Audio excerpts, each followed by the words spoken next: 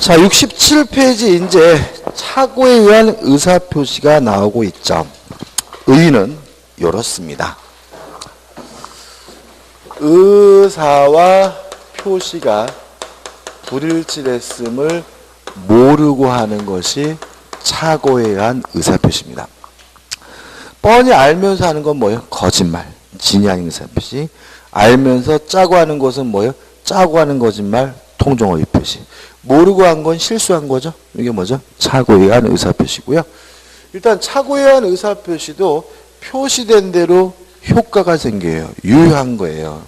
다만 그 착오를 일으킨 부분이 중요 부분이고요.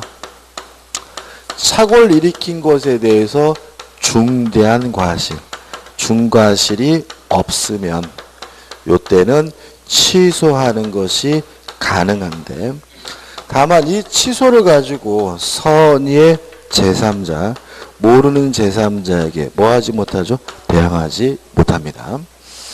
그럼 이제 교재를 보기 전에 우리가 이제 공부를 해야 될 것을 알 수가 있어요. 일단 개념을 좀 정리를 해야 되고요. 두 가지만 생각하시면 돼요. 그 다음에 중요 부분이 뭔지에 대해서 생각을 해보셔야 되고, 그 다음에 중과실이 없으니까 중과실이 뭔지, 이 세 가지만 정리하면 되거든요. 교재 보시면은 의의가 나와 있고 2번에서 착오의 종류에서 표시상의 착오 쭉 나옵니다. 이거 중요한 건 아닌데 그냥 말만 들으시면 이런 문제입니다. 일정한 의사가 형성돼서 밖으로 이것을 표시하게 되는데, 실제로는 하나가 더 있죠. 동기가 있는 거죠. 예를 들어 제가 전원주택을 짓겠다라는 동기를 가지고 땅을 알아다녀 보니까 마음에 드는 땅이 있어요. 아, 내가 이 땅을 사야지. 의사가 형성됐고 땅주를 만나가지고 그 땅을 나에게 파쇼. 이렇게 세 단계에 걸쳐서 이루어지게 되는데, 만약에 동기가 잘못됐다면 이걸 우리가 동기의 착오라고 하고요. 형성된 의사가 잘못됐으면 이걸 우리가 내용의 착오라고 하고요. 동기도 의사도 문제가 없는데 표시만 잘못됐으면 이걸 우리가 표시상의 착오라고 하는 겁니다. 별로 중요한 것들은 아닙니다. 일단 교재 보시면 표시상의 착오부터 나오죠. 그죠? 자, 이런 얘기입니다. 예를 들어서 제 의사는 3천만 원에 팔고 싶었어요. 땅을. 근데 문제는 말하는 과정에서 혀가 짧아가지고 3천 원에 팔겠다라고 잘못 말했어요. 표시가 잘못된 거죠. 표시상의 착오고, 우리가 잘못 말하는 걸 뭐라 그러냐면 오담이라고 해요. 제가 3천만 원에 팔겠다라고 쓰고 싶었어요. 근데 급하게 쓰다 보니까 만자를 빼고 3천 원에 팔겠다라고 잘못 썼어요. 그러면 뭐가 잘못된 거죠? 표시. 잘못 쓰는 걸 우리가 뭐라 그러냐면 오기라고 해요. 그래서 표시상의 착오는 요렇게 말하려다가 요렇게 얘기했다. 요렇게 적으려다가 요렇게 적었다. 잘못 말하거나 잘못 적는 게 뭐죠? 표시상의 착오죠. 끝입니다. 그 다음 내용의 착오인데, 내용의 착오는 뭐냐면 표시는 정확히 됐어요. 근데 그 의사가, 그 내용이 상대방에게 잘못 전달되고 있는 거, 이게 뭐죠? 내용의 착오예요. 만약에 표시가 잘못됐으면 그것은 표시상의 착오지 내용의 착오는 아니에요. 내용의 착오는 뭐라고요? 표시는 정확히 됐지만 그 의미가, 그 의사가 상대방에게 잘못 전달되고 있는 게 뭐죠? 내용의 착오입니다.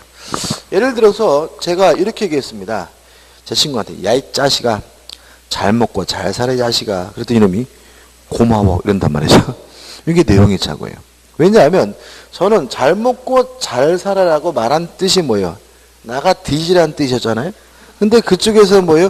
고마워라고 받아들였다면, 진짜 잘 먹고 잘 살라는 뜻으로 받아들였다면 그 의미가 상대방이 어떻게 해요? 잘못 전달되고 있는 거죠. 이게 뭐예요? 내용의 착오. 기억을 돕기 위해서 말씀드리면, 그 삼성그룹 이건희 회장님 있잖아요. 이 양반 요새 누워 계시죠, 그죠? 이 양반은 돌아가셨는지.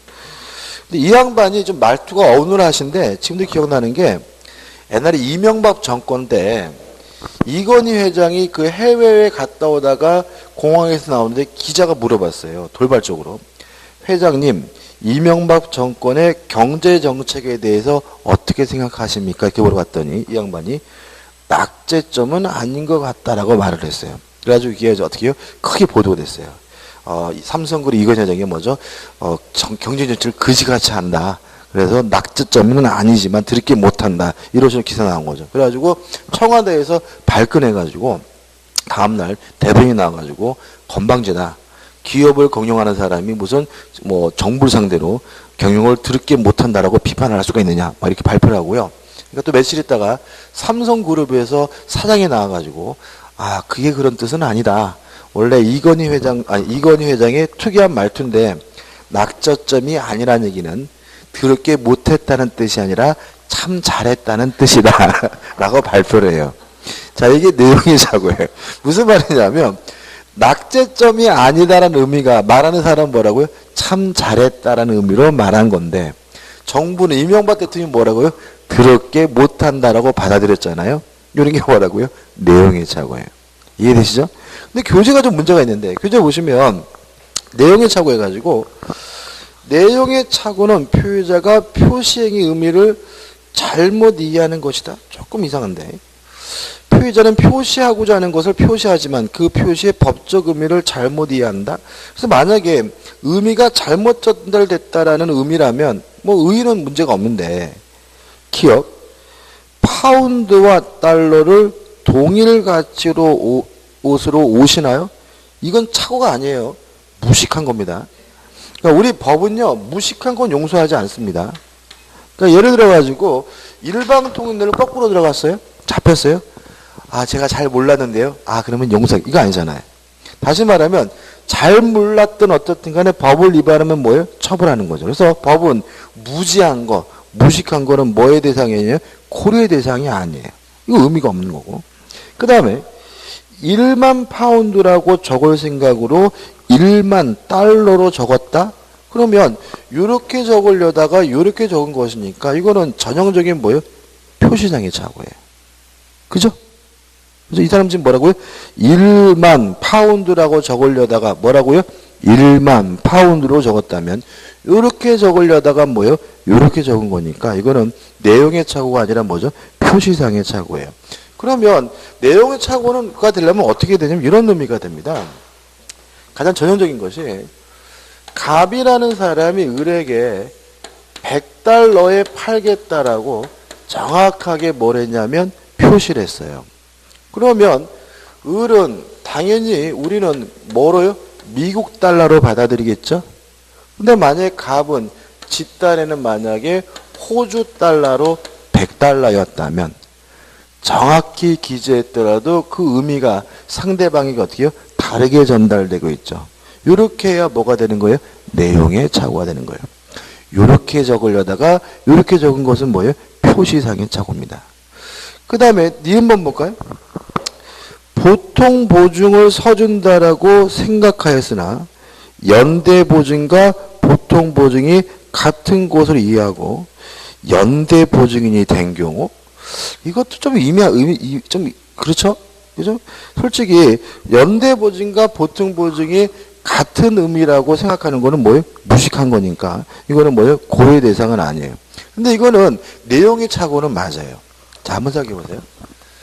갑이라는 사람이 을에게 보증을 섰어요. 어떤 생각으로 해요? 일반 보증이라고 생각을 하고. 근데요, 시중에서 일반 보증은 없어요. 무조건 무슨 보증이냐면 연대 보증이에요. 그래서 상대방은 당연히 이 보증을 연대 보증으로 이해했다면 보증한다고 정확히 표시했더라도 그 의미가 상대방에게 다르게 전달되고 있으니까 이렇게 이해하면 이건 뭐가 될 수 있어요? 내용의 착오는 될 수 있죠. 이해되십니까? 그죠? 다시 한번요. 보증 쓰겠다라고 정확히 뭐죠? 표시를 했어요. 근데 상대방은 뭐로 받아들였어요? 연대 보증으로 받아들였지만 갑은 뭐요? 일반 보증으로 보증 쓴 거라면 보증이라고 정확히 표시했지만 그 의미가 상대방에게 뭐요? 다르고 전달되고 있으니까 이거는 뭐가 돼요? 내용의 착오가 되는 거죠. 이해되시죠? 그죠? 연대보증 1번은 차이점이 뭔지 아시겠어요? 몰라요? 을이 갑에게요 1억을 빌려줬어요. 근데 병이라는 사람이 보증을 섰어요. 그럼 우리가 알고 있는 것처럼 갑이 못 갚으면, 갑이 안 갚으면 대신 갚아주는 게 일반 보증이에요. 연대 보증은 뭐냐면 채권자 입장에서는 아무한테나 편한 사람에게 돈을 달라고 요구할 수 있는 게 뭐예요? 연대 보증이에요.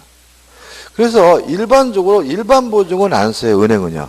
무조건 뭐예요? 연대 보증만 써요. 왜냐하면 일반 보증을 쓰면 얘가 못 갚아야지만 얘한테 돈 달라고 할 수가 있으니까 갑한테 청구하고 갑의 재산을 강제 집행까지 다 하고 그래도 못 받아야 누구한테요? 병한테 돈 받을 수가 있거든요.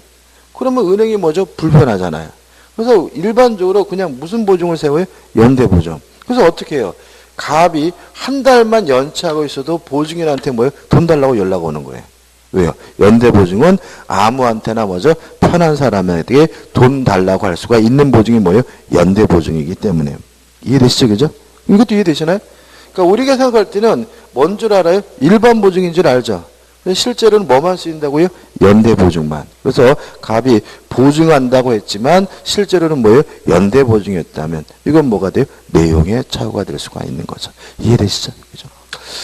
그 다음에 기간의 착오가 해가지고 표시기간의 착오 해가지고 나와 있는데 이 표시기간의 착오 옆에다가 전신기사 이렇게 적을까요? 요새는 전보를 잘 안 쳐서 좀 그런데 전신기사. 전보 치료 갔습니다. 전보 치료 가가지고 아가씨한테 3천만 원에 매도하겠습니다라고 쳐주세요. 라고 했더니 이 아가씨가 3천 원에 매도하겠다고 전보를 쳐버렸어요. 그러면 이렇게 적으려다가 이렇게 적은 것이니까 이건 뭐죠? 표시상의 착오죠. 그래서 표시기간의 착오는 특별한 것이 아니라 넘겨보시면 뭐로 다른지 거죠? 표시상의 착오입니다. 그러니까 얘는 뭐예요? 표시상의 착오니까 따로 분류할 필요가 없는 거예요.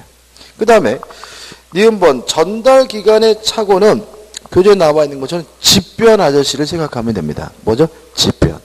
갑돌이한테 편지를 썼는데 집변 아저씨가 실수로 엉뚱하게 갑순이한테 배달했어요. 그러면 갑돌이한테 안 갔죠? 갑돌이한테 도달이 안 된 거죠?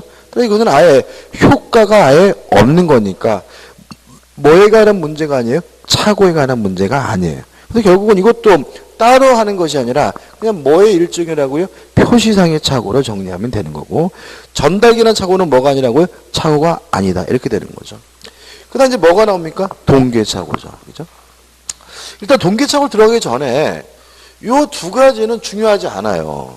왜 그러냐면 얘도 찾기도 힘들고 법적으로 분쟁이 안 돼, 이런 거는. 그렇지 않습니까? 3천만 원에 팔려다가 3천 원에 팔겠다 잘못 얘기했을 때 알아서 3천 사 이런 사람이 어디 있어요? 뭐 임마? 다시 얘기해봐. 이럴 거 아니야, 그죠? 다시 말하면 이런 것들은 착오로서 분쟁이 없고요. 착오의 99.9%는 다 뭐냐면 동계착오예요. 그래서 시험도 뭐에서 나오냐면 동계착오에서 나오는 거예요. 그럼 생각해 보자고요. 전원주택을 지으려고 땅을 샀는데 그 전원주택 부지 옆에 묘지가 바글바글해서 거기 들어가서는 못 살 것 같다. 이건 뭐예요? 땅을 사게 된 뭐예요? 동계착오죠. 그죠? 제가 한 10여 년 전에 전원주택을 짓겠다라는 또 결심을 제가 했었어요. 제가 한 15년 전쯤인가. 그래가지고 이제 수업 들으신 졸업생분들한테 제가 전원주택을 지으려고 하니 땅 좀 알아봐 주십시오. 이렇게 부탁을 하면서 제가 뭐라고 부탁했냐면 제가 뭐 경치가 끝내주기 좋고 이런 것까지는 바라지 않고 약간 야트막한 언덕이었으면 좋겠다. 왜냐면 언덕이야 뭐죠? 시야가 좋잖아요. 그죠? 그리고 남향이고 햇빛이 어떻게 잘 들면 좋겠다. 이 정도만 된다면 제가 땅을 사겠다. 그래가지고 이제 가보니까 맨날 무덤이 있더라고요.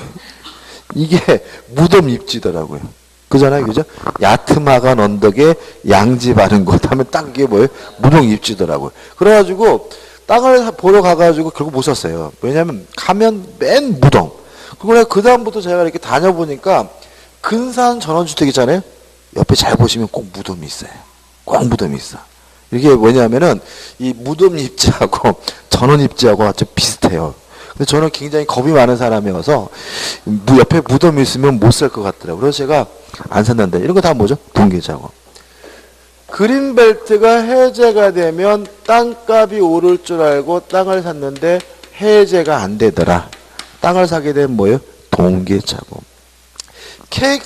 KTX역이 만들어진다길래 땅을 샀는데 KTX역은커녕 마을버스도 안 다니더라. 뭐예요? 땅을 사게 되면 뭐예요? 동계자고. 그럼 보시다시피 대부분의 우리가 착오라고 하는 것들은 다 뭐예요? 동계자고입니다. 뭐 예를 들어가지고 장사가 잘 될 줄 알고 상가를 분양받았는데 장사가 안 되더라. 상가를 분양받게 되면 뭐예요? 동계자고인 거죠. 자, 그럼 여기서 생각해 보자고요. 동기의 착오는 원칙적으로 착오를 이유로 취소할 수가 없는 겁니다. 그죠? 땅값이 안 오르고 뭐 그린벨트를 못 짓고 그거 뭐 지 문제인 것이지 매도의 문제가 아닌 거예요. 그래서 동계착오는 원칙적으로 착오를 이유로는 뭐 하지 못해요? 취소하지 못합니다. 그럼 항상 그러느냐? 아니다. 동기가 예외적으로 표시가 되든지 아니면 상대방으로부터 유발된 경우에는 착오를 이유로 취소하는 것이 가능하다는 게 판례 입장입니다. 우리 판례 중에서 가장 재밌는 판례가 뭐냐면 염소 사건입니다. 실제 판례입니다. 이 양반이 이제 제가 예를 들어서 시골 장터에 갔어요. 갔더니 염소를 파는데 염소가 배가 불룩해요. 그래서 어떤 생각하는 거죠? 아, 임신했구나. 그죠? 임신했다라는 생각이죠. 일타쌍피구나. 흐뭇한 생각에 뭐죠? 염소를 끌고 왔는데 나중에 보니까 임신한 게 아니라 뭐죠? 비만한 염소였다면 염소를 사게 되면 뭐예요? 동계착오고요. 착오를 이유로 뭐 할 수 없어요? 취소할 수 없어요. 근데 만약에 제가 염소를 사면서 제가 이 염소를 사는 이유가 임신한 염소이기 때문에 사는 겁니다. 라고 동기가 뭐가 됐어요? 표시가 됐다면 착오를 이유로 뭐 할 수 있어요? 취소할 수 있다. 이런 거고요. 제가 원래는 염소 살 마음이 없었어요. 지나가는데 염소 파는 분이 아이고 염소 임신했습니다. 일타 쌍피입니다. 제수 좀 일타 쓰리피도 될 수 있습니다. 라고 하길래 살 마음이 없었던 염소를 구입했다면 그 동기를 상대방이 뭐 하고 있는 거죠? 유발하고 있는 거죠. 이때는 착오를 이유로 뭐 할 수 있어요? 취소할 수가 있습니다. 그래서 교재 보시면은 4번 동계착오 해가지고 의가 나오고요. 니은번에서 동기는 원칙적으로 의사표시 내용이 아니므로 동기의 착오를 이유로 해서 의사표시를 뭐 할 수 없어요? 취소할 수가 없다. 그래서 원칙은 뭐 할 수 없어요? 취소할 수 없는 거죠. 다만 디귿번에 A번 해가지고 동기가 표시되어 의사표시의 내용으로 된 경우에는 뭐 할 수 있어요? 취소할 수 있고 B 해가지고 상대방으로부터 유발, 제공된 경우에도 착오를 이유로 뭐 할 수 있어요? 취소할 수가 있다. 그죠? 그럼 개념적으로 뭐죠? 이 정도예요. 그럼 여기다 하나 써야 될 게 뭐예요? 규범적 해석이죠. 착오란 규범적 해석을 해야지만 발생하고 상대방이 알았거나 알 수 있었다는 이유로 자연적 해석을 하게 되면 착오 문제는 발생하지 않는다. 그래서 개념은 뭐죠? 이 정도만 정리하시고 이해하시면 돼요. 우측에 나오는 판례들도 뭐죠? 같은 취지입니다. 그죠? 1번 동계착오, 2번, 3번 보시면 될 것 같고요. 그 다음에 5번에서 법률의 착오인데 이것도 동계착오입니다. 법률 착오도. 자, 이런 얘기죠. 전원주택을 지으려고 땅을 샀어요. 근데 건축법의 제한으로 전원주택을 지을 수가 없었어요. 이게 뭐예요? 법률의 착오고 결국은 땅을 사게 된 뭐의 착오죠? 동기의 착오인 거죠. 그래서 법률의 착오라는 건 따로 구별하지 않고 그냥 뭐로 집어넣으면 돼요? 동기의 착오로 집어넣으면 되고요. 그 다음에 박스 하단에 있는 박스는 뭐냐면 요겁니다. 상대방으로부터 유발된 경우에는 착오를 이유로 취소할 수 있다는 판례예요. 1번에 가지고 기속재산이란 말이 나오죠. 요 기속재산이란 건 뭐냐면 일제시효 때 일본인 재산을 말해요. 그러니까 일제시효 때 일본인 재산은 해방이 된 후에 국가 소유로 기속시켰거든요. 이걸 우리가 뭐죠? 귀속재산이라고 해요. 그래서 일제시효 때 일본인 재산으로서 국가 소유 재산은 뭐죠? 귀속재산이고, 이것도 읽어보시면 아시겠지만 담당 공무원이 착오를 뭐 한 거냐면 유발시킨 거거든요. 따라서 착오를 이유로 뭐 할 수 있습니까? 취소할 수가 있고요. 2번도 공무원이 유발시킨 거고 3번도 마찬가지. 이런 것들은 외우는 게 아니라 어떻게 해요? 쭉 읽어보시는 거죠.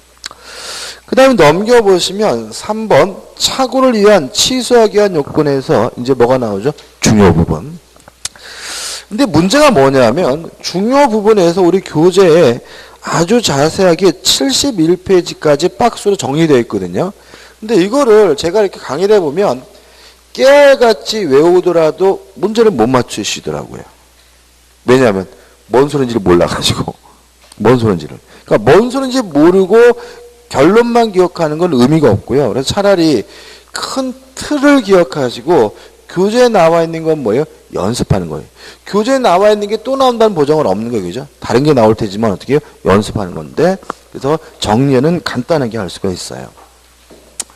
첫째, 중요 부분이 되기 위해서는 표의자 입장에서 다시 말하면 주관적으로 중요할 뿐만 아니라 일반인 입장에서도 다른 말로 하면 객관적으로도 중요해야 중요 부분이다. 다시 말하면 뭐 지 애인 사진이다. 주관적으로는 대단히 중요하겠죠. 그렇지만 일반 입장에서는 빳빳해서 휴지라도 못 쓸 종이라면 뭐 하지 않습니까? 중요하지 않고요. 따라서 중요 부분이 아닌 겁니다. 다시 말하면 표의자 입장에서 뿐만 아니라 일반 입장에서도 중요해야 뭐죠? 중요 부분이고요. 두 번째, 중요 부분이 되기 위해서는 반드시 경제적 불이익이 존재해야 됩니다. 만약에 경제적 불이익이 없다면 그것은 뭐가 아니에요? 중요 부분이 아니에요. 연습을 해볼까요? 자, 사용대차인 줄 알았는데 임대차예요. 중요 부분일까요? 사용대차, 임대차의 차이점은 뭐죠? 유료 무상이죠. 그죠? 사용대차인 줄 알았는데 임대차라는 말은 공짜인 줄 알았는데 유상이라는 얘기죠. 뭐가 있어요? 경제적 불이익이 있으니까 중요 부분이죠.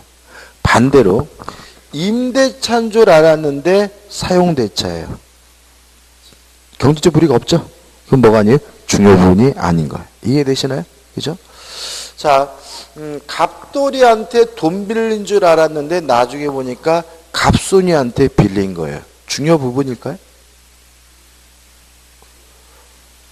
갑돌이가 빌려준 줄 알았는데 갑순이가 빌려준 돈이에요. 불이익이 있어요? 없죠. 근데 누구한테 주면 돼요? 갑순이한테 갚으면 되잖아요. 따라서 채권자가 뒤바뀐 것은 뭐가 아니에요? 중요 부분이 아닌 거예요. 불이익이 없잖아요. 그죠? 근데 만약에 예를 들어서 이건희 회장이 돈 빌린다 그래서 빌려줬는데 나중에 보니까 완전 개그지인 안영찬이 빌린 거였어요. 중요 부분일까요? 중요 부분이죠. 왜요? 경제적 불이익 있잖아요. 돈값 불이익이 다르잖아요. 그죠? 따라서 채무자가 뒤바뀌는 건 뭐예요? 중요 부분이에요. 이해되시나요? 자, 갑돌이 건물이라고 임대했거든요. 나중에 보니까 갑돌이 건물이 아니라 갑순이 건물이에요. 중요 부분일까요? 아닙니다. 왜요? 갑돌이 거든 갑순이 거든 뭐 하면 그만이에요? 사용 수익하면 그만이니까요. 따라서 임대인이 뒤바뀐 건 뭐가 아니에요? 중요 부분이 아니에요. 경제적 불이익이 없는 거예요. 근데 만약에 갑돌이가 임차인이라고 해서 빌려줬는데 나중에 보니까 갑순이가 임차인이고 중요 부분이에요. 왜냐하면 누가 임차인지에 따라서 월세를 제대로 내는지가 달라지니까. 뭐가 있는 거죠? 경제적 불이익이 있는 거죠. 그죠? 다시 말하면 항상 머릿속에서 경제적 불이익이 있어야 뭐예요? 중요 부분이고 경제적 불이익이 없으면 뭐가 아닙니까? 중요 부분이 아닙니다. 그 다음에 세 번째로 따로 기억해야 될 것은 뭐냐 하면 시가, 가격, 수량, 지적 부족은 중요 부분이 아니라는 건 따로 꼭 기억해 두셔야 돼요. 일단 우리가 생각할 때는 가격이 제일 중요한 것 같잖아요. 그죠? 근데 우리 판례는 가격은 중요 부분이 아니고요. 착오를 이유로 취소할 수 없대요. 왜 그럴까요? 거래의 안전보호 때문에 그래요. 만약에 가격이 중요 부분이고 가격이 잘못됐으면 착오를 이유로 취소할 수 있으면요. 다 취소합니다. 팔았는데 좀 싸게 판 것 같아요. 그럼 뭐예요? 판 사람이 취소. 샀는데 좀 비싼 것 같아요. 그럼 누구예요? 산 사람이 취소. 부동산 가격이라는 것은 정가라는 게 없죠. 서로 밀고 땡기는 과정에서 뭐가요? 가격이 만들어지는 거잖아요. 근데 만약에 가격이 중요 부분이고 가격이 잘못됐다는 이유로 착오를 이유로 취소할 수 있다고 하면 불리하면 다 뭐 해버려요? 취소해버릴 것이고 거래의 안전이 심각하게 뭐죠? 위협받습니다. 그래서 우리 판례는 가격, 시가는 중요 부분이 아니고 착오를 이유로는 뭐 할 수 없어요? 취소할 수 없다고 봅니다. 수량 지적 부족은 이런 겁니다. 땅이요 100평이라 그래서 땅을 샀거든요. 근데 나중에 측량해 보니까 뭐 92평밖에 안 돼요. 수량 부족, 지적 부족이에요. 이거 중요 부분 아니에요. 착오를 이유로 뭐 할 수 없냐면 취소할 수 없어요. 이것도 거래 안전 때문에 그러는데 우리가 지금 쓰고 있는 지적은요. 일제시대 때 만든 걸 쓰고 있어요. 그래서 아마 여러분들 한번 건물 한번 접으시면 측량 몇 번 해야 돼요. 왜요? 틀려 있어가지고. 그 지적 공부에 나와 있는 거 하나도 안 맞아요. 지금 현재 국가사업을 정비하고 있거든요. 근데 아직 정비가 안 끝났어요. 그게 끝나기 전까지는 틀려 있는 것을 감수하고 살아야 된다는 얘기예요. 다시 말하면 우리 지적은 엉터리이기 때문에 다 뭐하고 있어요? 틀려 있는 상태이기 때문에 이것도 만약에 중요 부분이어서 착오를 이유로 취소할 수 있다면 불리하면 다 취소해버린다는 거예요. 팔았는데 좀 넓은 것 같아요. 그러면 어떻게 해요? 판 사람이 취소.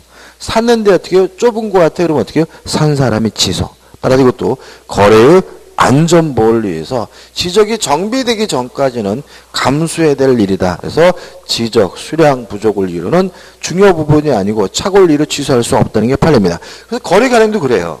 여러분들 그런 거 느껴보셨어요?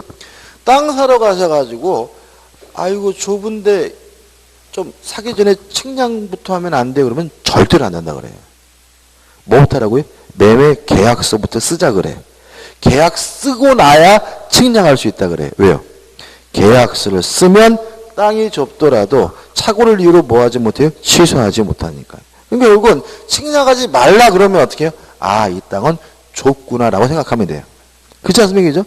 넓으면 어떻게 해요? 해보세요. 그럴 거 아니에요. 그죠? 그러니까 아, 이 땅은 뭐죠? 좁은 땅이구나. 그래서 좁다라는 것을 전제하고 뭐죠? 가격을 생각하고 거래를 하셔야 되는 것이죠. 그죠? 그 다음에 중요 부분이란 사실은 누가 입증하느냐? 표의자가 입증을 합니다. 왜냐하면 중요 부분이라는 사실이 입증이 되면 뭐 할 수 있죠? 취소할 수가 있습니다. 따라서 취소하고 싶은 표의자 측에서 중요 부분이면 뭐합니까? 입증합니다. 이렇게 정리하면 돼요. 그 다음에 교재에 나와 있는 것들은 뭐 하는 용도로요? 연습하는 용도로 쓰는 겁니다. 그죠? 만약에 이건 이해가 안 돼. 그러면 체크하시고 저한테 물어보세요. 외우지 마시고 그죠? 이건 뭐 하셔야 돼요? 외울 게 아니라 뭐죠? 이해할 부분이니까 좀 주의하시기 바라고. 그 다음에 72페이지 오시면 이제 입증 책임이 나오고 박스 밑에 뭐가 나오냐면 2번 해가지고 중대한 과실이 없을 것이 나오죠.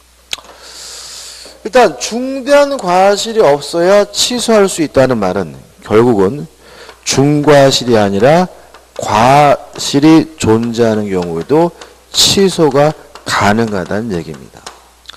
단순한 과실이 아니라 중과실이 존재하는 경우에는 뭐 할 수 없냐면 착오를 이유로 취소할 수가 없다는 얘기거든요. 그러면 생각을 해보자고요. 과실은 뭐고 중과실은 뭐냐? 과실은 알 수 있는데 모르는 게 과실이에요. 중과실은 누구든지 당연히 알 수 있는데 모르는 게 뭐예요? 중과실입니다. 정도의 차이예요.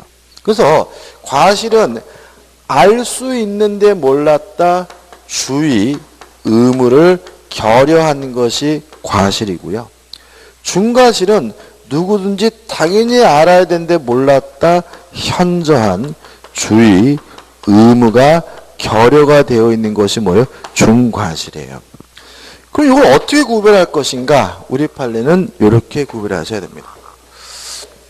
누군가를 타인을 신뢰했기 때문에 확인을 안 했다면 그거는 과실입니다.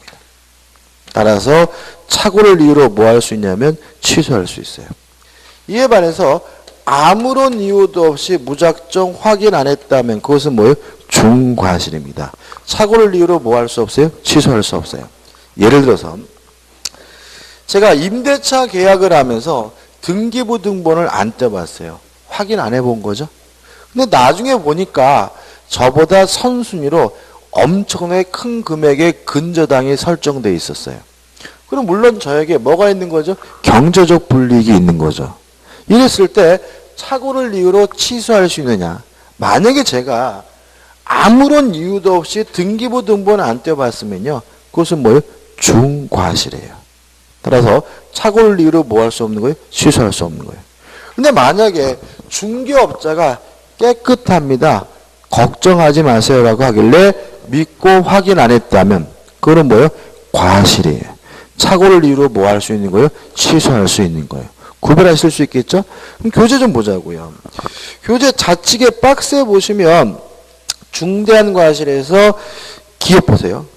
공장을 경영하는 자가 공장을 협소하여 새로운 공장을 설립할 목적으로 토지를 매수함에 있어 토지상의 공장을 건축할 수 있는 여부를 관할 갖추기 알아보. 아무런 이유도 없이 안 알아본 거죠? 그죠? 이유 없잖아요. 이것은 뭐예요? 중과실이에요. 이 판례가 다른 판례도 있어요. 뭐가 있냐면 매도인이 건축 가능하다가 하길래 믿고 확인 안 했다. 그럼 뭐예요? 과실이에요. 착오를 이유로 뭐 할 수 있는 거예요? 취소할 수 있는 거예요. 그래서 이렇게 공부하면 돼요. 공장은 중과실, 통째로 외우시면 안 된다고요. 그죠? 중과실일 수도 있고 어떻게 해요? 과실일 수도 있어요. 그 다음에 니은번 판례는 좀 관점을 달리 좀 설명드릴 거고요. 우측에 보시면 기업 고려청자가 알고 매수한 도자기가 진품이 아닌 것을 밝혀진 경우 매수인이 도자기를 매수하면서 자신의 골두품의 집행 능력과 매매를 소개한 자를 과신한 나머지 말이 나오죠. 자, 물론 고려청자하면서 확인하는 건 명백히 뭐예요? 과실이에요. 근데 이 사람은 왜 확인 안 했냐면 매매를 소개한 사람은 뭐예요? 믿었기 때문에 확인 안 한 거죠. 그러니까 이거는 뭐예요? 중과실이 아니라 뭐예요? 과실이기 때문에 착오를 이유로 뭐 할 수 있는 거예요? 취소할 수 있는 거예요. 이해되시죠? 그죠? 근데 만약 이것도 아무런 이유도 없이 확인 안 했다 그러면 뭐가 돼요? 중과실로 가는 거죠. 니은번 부동산 중개업자가 다른 점포를 매매 목적으로 잘못 소개. 더 이상 읽을 필요 없습니다. 이거는 중개업자를 믿은 거죠? 그러니까 뭐예요? 과실이에요. 이것도 다른 판례가 있습니다. 중개업자를 거치지 않고 혼자 단독으로 이런 말이 나오면 그때는 뭐예요? 중과실이에요. 왜요? 아무런 이유도 없이 뭐 하지 않았어요? 확인하지 않은 거니까. 이해되시죠? 그죠? 그 다음에요. 세 번째 기억할 것은 입증이죠. 중과실이 존재한다는 사실은 누가 입증하느냐? 상대방 측에서 입증합니다. 왜냐하면 중대한 과실이 존재한다는 사실이 입증이 되면 뭐 하지 못합니까? 취소하지 못하니까요. 그 다음에 세 번째인데 상대방이 이용을 하고 있다면 중과실이 존재하더라도 취소할 수가 있다라는 거 좀 기억해 주시기 바랍니다. 그러니까 원래 중대한 과실이 존재하면 뭐 하지 못하는 거죠? 취소하지 못하는 거죠. 근데 예외가 있다는 거죠. 상대방이 뭘 하고 있어요? 이용해 처먹고 있으면. 그때는 중대한 과실이 존재하더라도 뭐 할 수 있습니까? 취소할 수 있음을 주의하시기 바랍니다. 다 했고요. 근데 제가 하나 뛰어넘었잖아요. 좌측 맨 밑에 있는 니은번 판례죠. 중요한 판례는 아닌데 나오니까 설명드리는데 요 니은번 판례를 이해하기 위해서 다시 좌측의 중간에 니은번 볼게요. 니은번. 그죠? 70회 중간에 뭐죠? 니은번. 읽어봅니다. 중대한 과실이라 하면 표의자의 직업에 동글뱅이 쳐놓을게요. 직업. 행위 종류, 목적 등에 비추어 보통 베풀어야 할 주의를 현저하게 결여한 거 이렇게 나와있죠. 다시 말하면 현저한 주의 의무가 결여가 되어 있는 것이 뭐라고요? 중과실인데 특색은 직업을 고려해요. 뭘요? 직업을. 그래서 어떻게 되냐면은 전문가라고 평가되는 사람은 실수하면 중과실로 바로 가요. 일반인은 실수하더라도 뭐가 아니에요? 중과실이 아니에요. 뭘 고려하니까? 직업. 예를 들어 여러분들이 지금 현재 부동산 거래할 때 실수했다. 웬만하면 중과실로 안 가는데 만약에 시험에 합격을 해가지고 공인중개사 자격증이 있는데도 실수했다. 그러면 뭐로 가요? 중과실로 가요. 왜요? 공인중개사는 부동산 거래에 있어서 뭐이기 때문에? 전문가이기 때문에. 무슨 말 아시겠죠? 그죠? 그럼 좌측이 맨 밑에 있는 판례도 이해할 수 있는데 자 이런 문제입니다. 돈을 빌려주고 다 받았는지 덜 받았는지를 헷갈려 하고 있는 거는 일반 개인이 헷갈려고 있다면 중과실이 아니에요. 은행이 헷갈리고 있으면 중과실이에요. 왜냐하면 빌려준 돈을 회수하는 데 있어서 가장 전문가가 누구예요? 은행이죠. 따라서 직업을 고려하기 때문에 은행이 돈을 다 받았는지 덜 받았는지를 헷갈려 하고 있다면 그것은 뭐예요? 중과실이란 판례예요. 한번 읽어볼까요? 신용보증기금의 신용보증서를 담보로 금융채권 자금을 대출해준 누가요? 금융기관이. 그 은행입니다. 금융기관이. 위 대출 자금이 모두 상환되지 않았음에도 착오로 신용보증기금에게 신용보증서 담보 설정 해지를 통지한 것은 그럼 이 사람 은행이 뭐예요? 돈을 다 받았는지 덜 받았는지를 뭐하고 있는 거예요? 헷갈려고 하고 있는 거예요. 이것은 뭐예요? 중대한 과실에 해당한다. 이런 게 나오는 이유는 무엇을 고려하기 때문에? 직업을. 근데 별로 중요하지 않고 내진 않으니까 헷갈리면 뭐죠? 모르셔야 되고 이 정도만 정리하시면 되죠. 그 다음 우측에 4번 효과 뭐 할 수 있습니까? 취소할 수 있습니다. 그 다음 교재에 나온 내용 읽어보시고 이거는 뭐죠? 뒤에서 배울 내용이죠. 그 다음에 하단에 보시면 3번 누구한테 대항하지 못합니까? 선의 제3자에 대항하지 못하고요. 4번 손해배상은 아무 때나 청구하는 것이 아니라 위법해야지만 손해배상을 청구하잖아요. 근데 착오는 명백히 뭐하지 않습니까? 위법하지 않으므로 착오를 이유로 손해배상은 뭐하지 못해요? 청구하지 못하고요. 넘겨보시면 적용 범위에 가지고 가족법상 법률행위에 적용되지 않습니다. 공법상 행위에도 적용되지 않고요. 3번, 4번은 의미가 없죠. 그죠? 그 다음에 다른 제도와의 경합관계가 나왔는데 일단 결론만 기억하자고요. 착오와 하자 담보 책임은 하자 담보 책임만 주장할 수 있습니다. 원칙적으로 착오를 이룬 취소할 수가 없고요.